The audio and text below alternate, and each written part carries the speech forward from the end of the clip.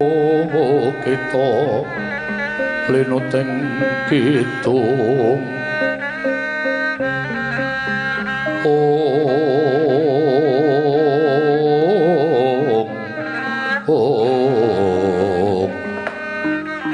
nuwun sewu Rama Penemban kados sampun telas antuk pepuntonipun ingkang putra anggenipun ngupaya jejampi kinarya ngusadani paduka Rama Penemban sida lancang malah katingal saya nandhang ruga satemah boten saged nglawat kados mekaten Kiai Semar. Kula dhewe nggih boten ngerti. Lah sang tapa niku kenging napa lah kok awake tukul gudhig kados mekaten ngemu nanah kabeh sak awak. GO terus Pak antil mencelat kowe. Ah dadi penyakite kok kaya ngono ya, Tru? Lah iya. Binahong apa kuwi? Godhong binahong kuwi biasane ampuh. Ndara mang pados godhong-godhongan teng wana sing supaya iso anu napa didamel waluyanipun ingkang Rama. Wis mbudidaya ora kurang-kurang Bagong. Nanging semune pancen wis madal sairing usada Rama Penemban. Upami Rama Penemban menika ngertos menggah jejampi menapa ingkang dah kula upati. Kula aturi paring dawuh nadyan tekan lak-lakaning naga minggarga paribasan kedah njegur telenging samudra. Kula mboten badhe selak Bapa Penemban. Mas Tunama sidam sengaring bawana langgeng. Sunggata kula wonten paring dawuh. Kowe tak caketake ana kene iki janjane supaya kowe midhangetake apa sing dadi ngendikane bapakmu ya ngger. Inggih. Dawuhing Jawa tanggonku duwe lara iki bisa waluya nirmala temah jati, jati temah mulya. Yen to aku kudu diborehi ya kuwi wujuding layon sekar. Kagungane sawijining putri sing lair ana ing dina Anggara Kasih tanggal 1 sasine Sura. Laire putri mau sungsang utawa kalungusus. Ya ming putriku ingkang bisa ngusadani marang larane bapakmu Sunggata. Siwa Semar. Kula Boreh layon sekar kagungane putri ingkang lair Anggara Kasih tanggal 1 sasine Sura. Monggo putri mau kalumusus utawa laire sungsang. Sapa Nala Gareng? Ah ora ngerti. Sapa, Tru? Ora ngerti. Sapa, Gong? Bojoku. Bojomu laire apa? Kae malam Sura, Ndeng. Mula bentuke kaya demit. Dapur murah. Ngono omong kok ngawur. Den.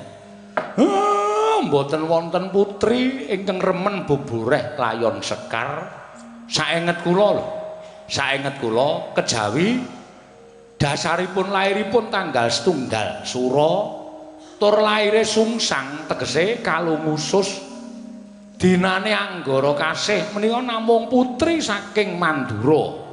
Sakniki mapan teng negari Ndarawati inggih menika ingkang pewangi Dyah Ayu Wara Sembadra Ndara. Miyat langening kalangguan aklar pandan moncar.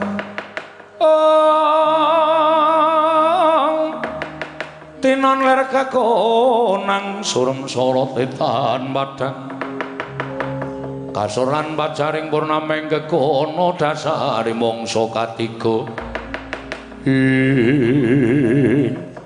Rama Penemban sampun terwaca dawuhipun Kiai Semar saged manggihaken inggih menika putri ingkang lair wanci Anggara Kasih tanggal 1 wulanipun Sura saha kalungusus utawi lairipun sungsang. Mboten sanes kejawi namung putri saking Mandura ingkang lenggah wonten negari Ndarawati ingkang namipun Diahayu Wara Sembadra Premban. Syukur Sugata yen kowe ngerti.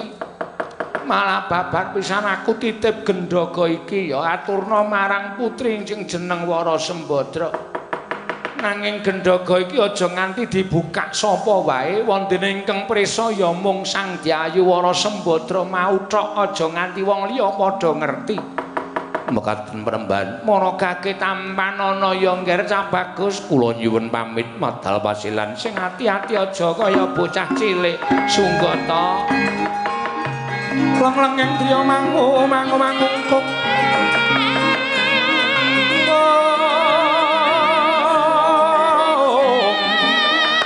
oh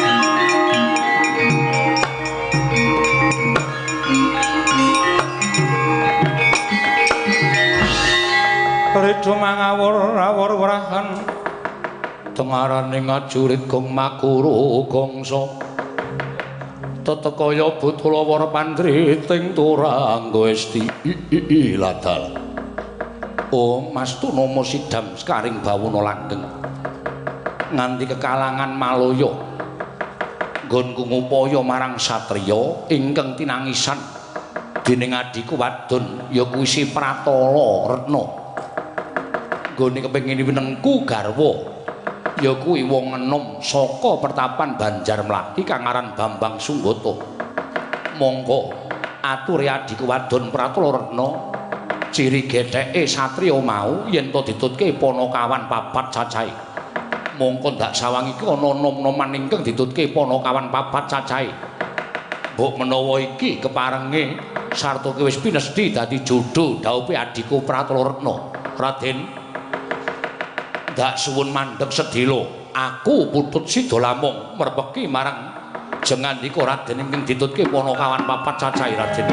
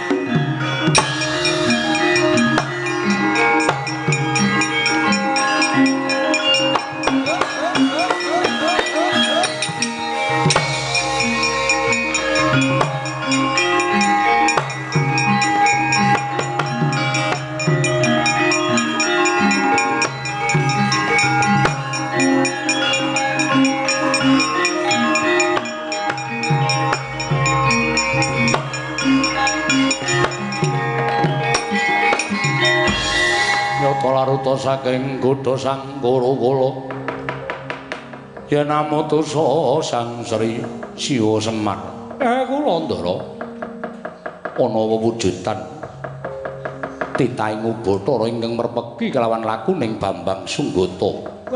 Niki enten apa? Jroning madosaken jampi ingkang rama lah kok malah werna-werna mawon enten margi. Nuwun sewu panjenengan sinten kisana? Raden. Dipun tepangaken kula menika satunggiling putut kleyang kabur kanginan mendung kebaratan ing pundi tibanipun inggih menika papan dunung kula. Kula menika gesang namung sekalian kadang kula anem inggih menika pun Yayi Dewi Pratala menapa to sababipun dene kula merpeki dhateng jengandika wontene panjenengan menawi mestani dhateng kula pun putut Sida Lamung. Putut Sida Lamung iki kasinggan mekaten. Wigatine apa? Awrat-awratipun tinangisan dening adi kula pun Dewi Pratala anggenipun nyumpena ngladosi dhateng jeng satunggiling satriya ingkang namipun Bambang Sunggata menawi dipun parengaken kula badhe nyuwun mriksa paduka menika sinten teka dipun dherekaken Panakawan sekawan cacahipun Kakang Semar kepiye pun blaka mawon ajeng napa dinut mawon ndak malah ora rampung-rampung iya Siwanaya Ntaka Putut Sida Lamung yen wonten sukulaning pegari jengandika Raden nuruti dhateng menapa ing dados pikajenganipun adi kula pun Pratala Retna. Samangke kula suwun paduka Raden kepareng mamengku garwa dhateng kadang kula. Kusik Sida Lamung. Tepung wae durung, ketemu wae ya durung tau. Teka kowe pasrah kelawan kadangmu Taruna Dewi Pratala Retna. Ya ta yen mengko jumbuh lan mathuk kelawan penggaling Sunggata.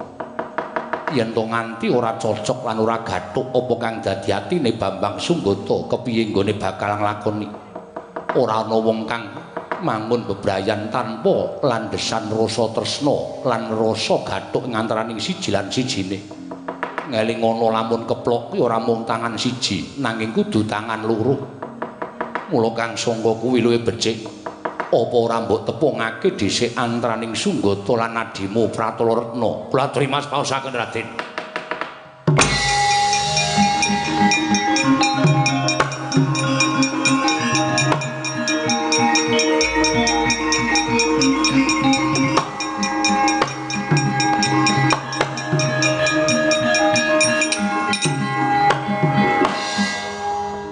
Apa iki? Adimu wadon Pratala Retna di kasinggihan menika kadang kula pun Yayi Dewi Pratala Retna. Pratala Retna ana dawuh mapa Kakang Sida Lamung? Iki Bambang Sunggata ingkang mbok goleki lan kowe njaluk tulung karo kadangmu to aku supaya ngupaya lenggahing Bambang Sunggata. Saiki wis ketemu lan keparenge Bambang Sunggata kepengin ngerti kaya ngapa wewujudane adikku kang aran Pratala Retna. Nuwun sewu, Raden menapa penggalih panjenengan mathuk menawi nyumurupi dhateng kawontenanipun adi kula Pratala Retna. Mathuk ya, Truk. Udu kowe. Udu kowe. Lah sapa? Ndara Bambang Sunggata kok kowe kowe iki apa-apa gathuk. Iya. Ah tak kira nek mripate nyawang aku, nyawang-nyawang ora. Wonten paring dawuh Raden. Apa pancen kepara nyata sing dingendikake kadangmu ya kuwi Putut Sida Lamung mboten wonten lepatipun jernyatanipun paduka ingkang kula upadi saha paduka ingkang kawasa ngrubuhaken bebeteng jiwa manahipun ingkang abdi pun Pratala Retna ya yen to pancen kaya mengkono Den Sranta sawetara sabab Sunggata isih duwe pakaryan lan kewajiban ingkang kudu ndak rampungake. Monggo yen wis purna netepi kewajiban si Adi bakal suka parisuka kelawan pun Kakang nancepake rasa tresna ingkang wis jumbuh nyawiji tetunggalan ora bakal bisa dipisahake. Aduh Raden, persasat kadi siraming tirta wayu swindu manah kula. midhanget sabda pangandika paduka ingkang kados mekaten. Lajeng kepareng paduka kados pundi? Aku tak nerusake laku. Lumarap ana ing negara Indrawati. Ndak jaluk entenono kahanane iki kelawan dulurmu lanang Putut Sidolampung. Sunggata ora bakal mlinjani kelawan sumpahku. Sunggata ora bakal mlinjani kelawan katresnanku. Sapurnaning kewajiban aku dhewe ingkang bakal methuk kowe Pratalaretna. Inggih Raden, ngaten ngestu padha. Putut Sidolampung aku titip Pratalaretna tak ngrampungke pegaweaning Bambang Sunggata. Oh inggih Raden, kula namung kantun derek jengantika Raden.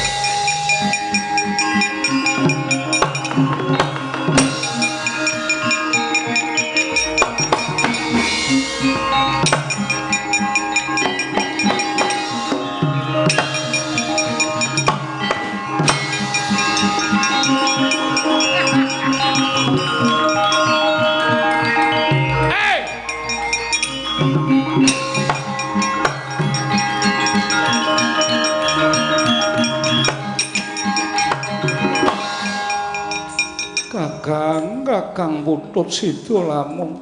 Pratalaretna piye? Ya nadyan wis krasa marem. Sing dadi kekarepanku bisa katurutan nanging ya apa ana jamak lumrahe. Ing atase wong lagi kepengin nandhokake katresnan tumuli ditinggal dening gegantilaning ati. Karmu aku ora iso adoh-adoh karo Bambang Sunggata. Mbok ya kakang kepareng nuruti karepe adimu wadon diawat-awati lakune calon bojoku. Wah, jan. Iki ngrepotke karo dulur tuwa terus. Ayo mancing kancing gelung tak awat-awatane Bambang Sunggata Pratalaretna.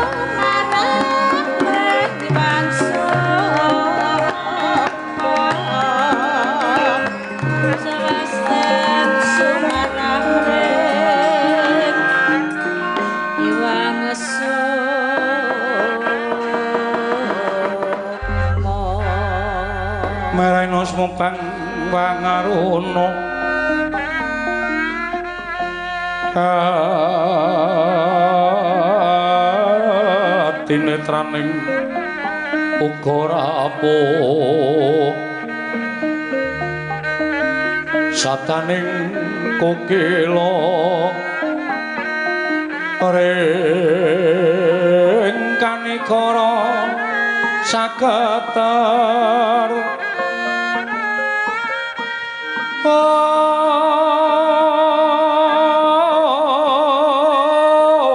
kene dungane engkong ler pusing pene panca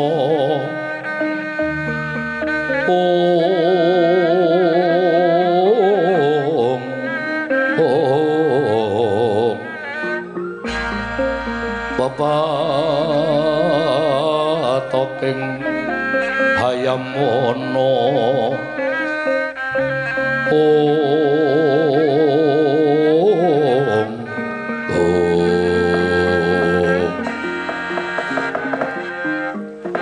Yayi katuran Karaharjan awipun nggih Koko Prabu pinanting suka Basuki dadi kula kunjuk kula tampi Yayaji katuran Karaharjan Koko Prabu nering sambi kala sowan kula ngaturaken sembah pangabekti kula kunjuk inggih kula tampi dawa sami-sami Koko Prabu Pandura wilujeng yo slamet tekaku ora nemen swiji apa Kresna inggih Werkudara Padararja yo slamet tekaku nuwun sewu ingkang sekawit Koko Prabu Mandura rawuh wonten negaring Ndorowati paring dawuh bilih Yayi Duryudana ngeparengaken sarta kepengin sanget mboyong dhateng kadang kula pun Mara Sembadra badhe kadhaopaken kanpun Burisrawa nitik mendranipun Arjuna ingkang sampun tigang candra mboten dipun mangertosi wonten pundi lenggahipun kadang kula panengah nggih kasinggihan mekaten kinarya milujengaken dhateng asmanipun Koko Prabu Ndorowati Koko Prabu Mandura duwinipun Wara Sembadra sampun ngantos dados reraosanipun dhateng kawula mila dinten samangke badhe kula jodhoaken kaliyan pun Burisrawa lan dipun anggep kemawon bilih Janaka sampun sirna wonten pundi papanipun kula mboten mangertos lah kanthi kaya mengkono cetha Kresna apa sing dadi ucape Baladewa sore mau aku ora ngapusi yen to Yayi Duryudana ingkang ngersakake Sembadra bakal didhawuhake Resi Burisrawa mula ora usah dadak walang ati dina samengko aku ing luwih dhisik sowan nalika semana mestine Wara Sembadra bakal mbok paringake marang pun Kakang Koko Prabu mesaken dhateng para Pandhawa ingkang rikalenggan sakmangke ketingal gotang malah mboten ngomongaken Arjuna ingkang mindran klebet para putra sawetawis ugi nilar dhateng kasatriyanipun mila sampun ngantos Koko Prabu mentala dhateng ingkang rayipun Punta keparenga Sembadra badhe kula boyong dhateng negari Ngamarta Kresna kakangku perkara iki rasah disik-disikan ning gumantung karo Kresna kakangku mbok wenehke sapa yen mbok paringke karo barep kakangku tak boyonge Sembadra ning negara Ngamarta perkara eneng sing ora trima rupak wani jembar wani padhangane wani petengane apa meneh wis Werkudara wis tembungmu kuwi senengane nyocok karo penggalihe Koko Prabu Mandura pancen tak sengaja nek urung tutuke esuk iki lho kosek to kosek ngono ora Prabu Mandura kados pundi mboten kados pundi-pundi Yai sampun kajengipun swaranipun Werkudara niku pancen nganten menika ning nyatanipun Werkudara sajake kaya ora nrimakake yen Sembadra diboyong marang negara Ngastina padha wae kowe ora nrimake yen Sembadra diboyong marang negara Ngamarta Kresna kakangku kudu bisa menehi pengadilan yen ora iso adil wah aku ngamuk ning Ndorowati nyataning ora kowe sing nengahi ora bakal bisa rampung perkarane mula coba matura sing cetha men dimidhangetake Yayi Duryudana apa dene Yayi Puntadewa ing antaraning Ngastina lan Ngamarta endi sing bakal mbok pilih yen Kakang Prabu ndhawuhi kaya mengkono aku tak prasaja ternyatane Sembadra ora tau dura karo sapa-sapa Yen abang tak kandhake abang, yen putih tak kandhake putih. Aku neng Ngastina ya ora mathuk, neng Ngamarta ya ora cocok.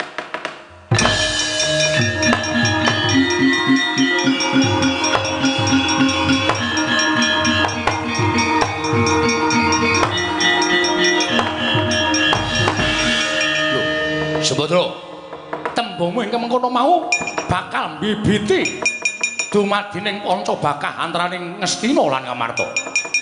Kowe aja temu aja matur kaya mengkono Sembadra. Kowe kudu duwe adeg-adeg nemtokake pamilih. Yen ning negara Ngastina kowe ora bakal kapituran warga, kowe bakal tak rabeke karo si Burisrawa. Ning negara Ngamarta kowe tetep dadi randha, kowe tetep dirasani dening wong kiwa tengen. Wah, sapa sing wani ngrasani Sembadra? Wah, geceke sirahe. Ora usah wedi yen pancen madhep mantep tekan negara Ngamarta. Wah, jenenge Wara Sembadra, aku sing bakal ngreksa.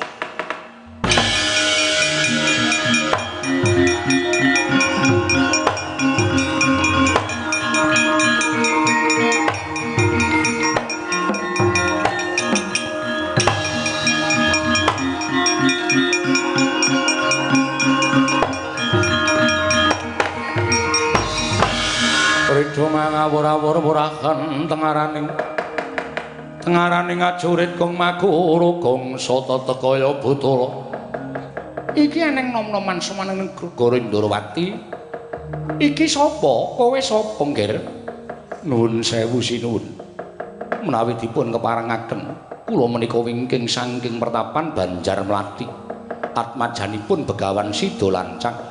Nami kula pun Bambang Sunggata. Lho, kowe Bambang Sunggata kasinggihan mekaten.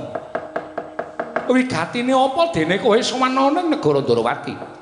Kacariyos tiyang sepuh kula menika nggadahi sesakit ingkang madal saliring usada. Dinten sak mangke tiyang sepuh kula Bapa Begawan Sida Lancang paring dawuh. Saged paluya nirmala temah jati, jati temah mulya. Menawi dipun usadani mawi boreh layon sekar kagunganipun putri ingkang lair ing dinten Anggara Kasih tanggalipun setunggal wulanipun Sura mongko lairipun kanthi sungsang utawi kalungsus. Miturut aturipun abdi kula mboten wonten wanita ingkang lairipun kados ingkang dipun sebataken dening Bapa Sida Lancang. Kejawi namung putri saking Mandura ingkang pewangi Dewi Wara Sembadra. Monggo sak mangke Dewi Wara Sembadra lenggah wonten negaring Ndrawati. Malah menika wonten titipan wujuding gendhoga saking tiyang sepuh kula kedah tinampi dening Dewi Wara Sembadra. Lan inggih namung Dewi Wara Sembadra ingkang kedugi nyumurupi sak lebeting gendhoga menika kala wau sinuwun.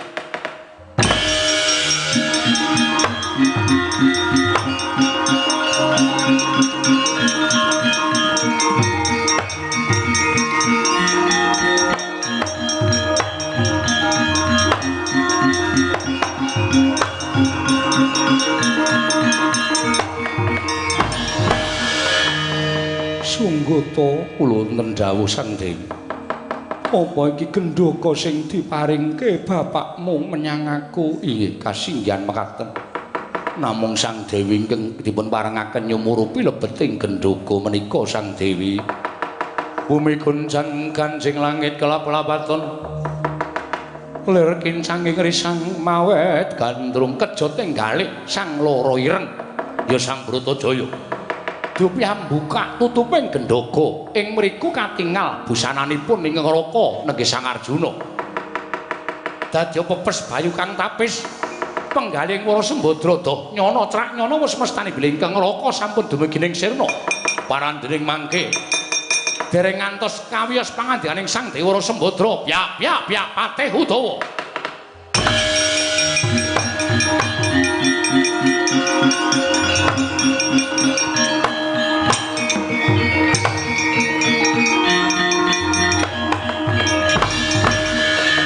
Udawa wonten timbalan mlayu-mlayu sipat kuping sowan ngersaning anjraning sun mongko tanpa tinimbalan sorak mawurahan manengker gumuluk wonten paramuka ngakunipun saking negaring Rancang Gribik ingkang jejuluk Prabu Sasra Kandhawa miwah Patih Danupaya sami kepengin boyong dhateng inggih menika Gusti kula Dyahayu Sembadra. Kula sumanggaken dhateng jengandika sinuwun Nyai Duryudana wonten dawuh. Koko Prabu, nggih. Sinten ingkang saged ngenduraken mengsah boyong Sembadra? Koko Prabu Bidal. Monggo Nyai.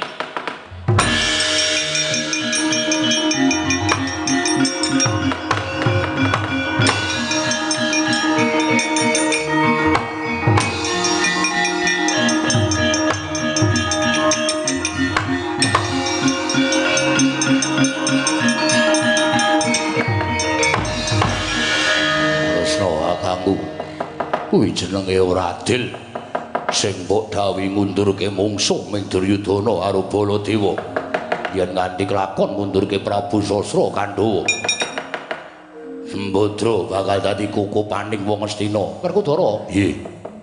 Ora usah bingung atimu to. Kowe ora usah melu-melu lumawan Prabu Sasra Kandhawa. Wis men para Kurawa ingkang tumandhak.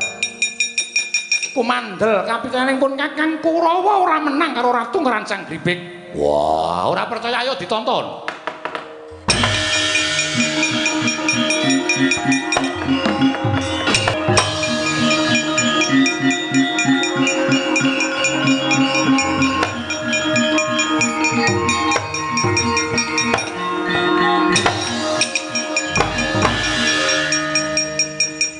Ana Ralendra luruh bagus citrane.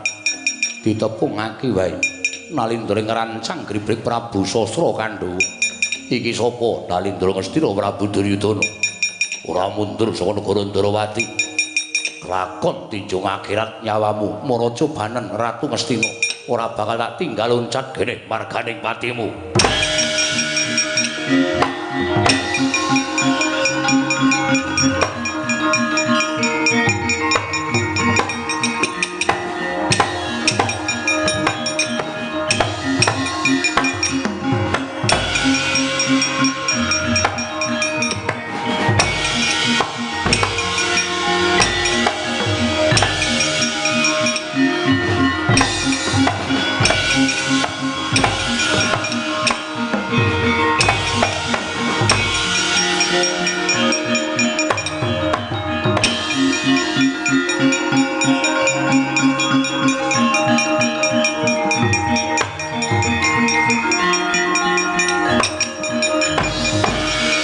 Atas pundi Yai?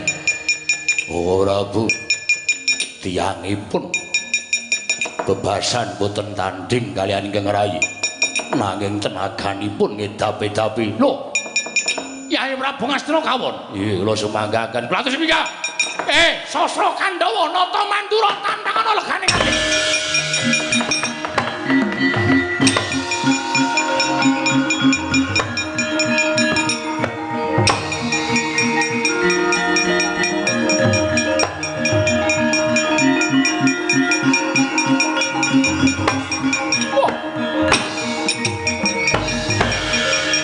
Kemewat ngungasahi kaprawiran geleng pacakmu gembelo sirahmu isa ngundurke nata Ngastina Yai Prabu Duryudana. Ayo iki kadange tuwa Mandura Prabu Baladewa sirnana legane atiku lakon penjangkamu.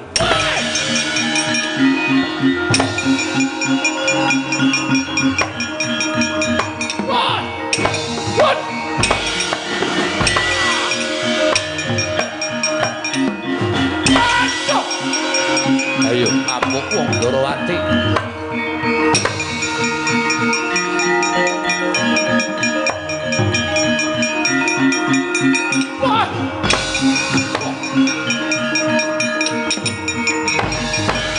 Wah, guguh karepe dhewe.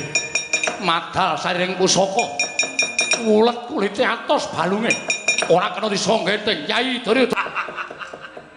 Beda karo sampean. Tipis-tipis. Tipis-tipis dengkulmu mlocot. Oh ngono to, saiki ketok gedhamu. Ketok lorekmu kowe. Lah kok jebul petunganmu kaya ngono. Ora niku nderek kene iki manut karo bapak ora perkara niku omong digo gojek ngono kok senengane percaya lho ora. Sugata wonten dawuh. Upama kowe tak jokke ning pabaratan mungsa Prabu Sasra Kandhawa piye? Sinuwun. menawi kula mboten saged unggul. Lah terus nanging kula caosi meninga bilih tiyang sepopuro Resi Sidolancang menika digdaya kliwat ukur namung imanipun nembe nandhang gerah. Lah terus supaya mari nggone nandhang lara inggih kedah dipun usadani Dewi Wara Sembadra. Menapa kepareng Wara Sembadra kula boyong wonten pertapan Banjarmlati. Saiki inggih menawi mboten inggih nyuwun pangapunten mboten wonten ingkang saged ngasoraken Prabu Sasra Kandhawa nadyan panjenengan badhe kawon. Oh nggih, tak iki mergo pinter. Ngerti karo kahanan. Arepa sampean maju nggawa sendata Craka ora bakal iso menang. Aku duwe kadang Werkudara, Raden Werkudara ugi kalah. Oh. Niki asli niki nek omong. Ndara Werkudara arep gleleng kaya ngoten. Le jumeneng sikile ombone ra jamak-jamak tetep kalah. Lah yo men mecah ndasmu aku iso. Ya ora ana hubungane. Nek kalah kok njur mecah ndase Petruk ya iso wae kok ya. Wah, kalah yo men. Sembadra opo Kakang? Mrene yo.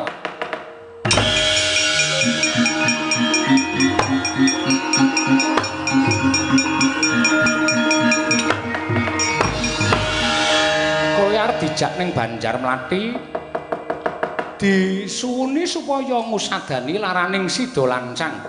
Karo sapa? Karo Sunggata. Bambang Sunggata ayo gawanen aku ning pertapan Banjarmlati.